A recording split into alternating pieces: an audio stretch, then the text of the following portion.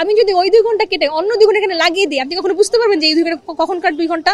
আপনার কাছে শুধু প্রমাণও নাই, তো ওই 2 ঘন্টায় কি হয়েছে আমি তো জানি না, আমার পোলিং এজেন্ট ভিতরে ছিল না। আপোষ করার জন্য তো এখানে নির্বাচন করতে আসি নাই আমরা।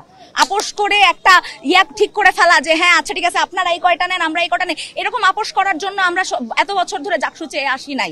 আমি সন্দেহ করছি, মানে এখন পর্যন্ত আমি তো প্রমাণ করতে পারবো না, কিন্তু দেখেন আমার কথাটা খুবই সিম্পল, যে 2 ঘন্টা পোলিং এজেন্ট ছিল না সেই 2 ঘন্টার কথা আমরা কিভাবে জানবো? কারণ আপনি চিন্তা করেন, যদি এখন আমি সিসিটিভি ফুটেজও চেক করতে যাই, আপনি তো সিসিটিভি ফুটেজ 10 ঘন্টা বসে দেখেন না, আপনি কি ফাস্ট ফরওয়ার্ড করেন এবং একই জায়গায় একটা জায়গায় মানে স্পটটা তো এক। আমি যদি ওই 2 ঘন্টা কেটে অন্য 2 ঘন্টা এখানে লাগিয়ে দিই, আপনি কখনো বুঝতে পারবেন যে এই 2 ঘন্টা কখনকার 2 ঘন্টা?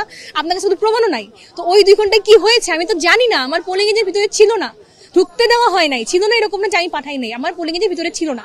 তো আসলে কি ঘটেছে আমি জানতে চাই। 2016 সালের আমি সমাজবিজ্ঞান একটা ওয়াল আর্ট আছে, একটা চিকা মারা আছে যেখানে লেখা আছে জাকসু চাই। আমরা জাকসু চায় আসতেছি বা সুষ্ঠু জাকসু চায় আসতেছি আজকে থেকে না। তো নির্বাচন বাদ হলে নির্বাচন হবে না বা সামনে যে নির্বাচন হবে কিনা সেটা নিয়ে সন্দিহান হওয়া, একটা আপোষ করার জন্য তো এখানে নির্বাচন করতে আসি নাই আমরা। আপোষ করে একটা ঠিক করে ফেলা যে হ্যাঁ আচ্ছা ঠিক আছে আপনারা এই কয়টা নেন আমরা এই কয়টা নেই, এরকম আপোষ করার জন্য আমরা এত বছর ধরে জাকসু চেয়ে আসি নাই এবং আপোষ করব না দেখেই আমরা নির্বাচনটা বয়কট ঘোষণা করছি।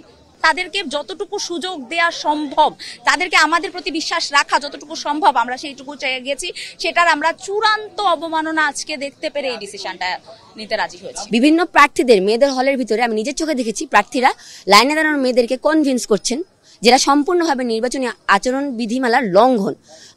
আপনার লিফলেট দেওয়া বা একটা কাগজ দেওয়া পর্যন্ত মানে এক ধরনের জিনিস হইতে পারে, সেটা এক ধরনের অভিযোগের ভিত্তিতে হইতে পারে, কিন্তু ফিজিক্যালি যে প্রার্থীরা কনভিন্স করা, বাধ্য করা, ভয় দেখানো, ম্যানিপুলেট করা, এটা তারা করেছেন এবং তারা থ্রু আউট দ্য টাইম করেছেন।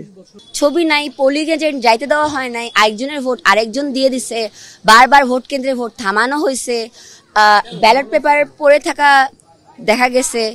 এছাড়া আপনার বিভিন্ন হলে বৈধ প্রার্থীদের নামের লিস্ট আসে নাই, সদস্য পদের যে ব্যালটটা সেটাতে সদস্য পদের নাম নেই, তারপরে তারা হাতে লিখে ব্যালট মানে হাতে লিখে ভোট জমা দিয়েছেন।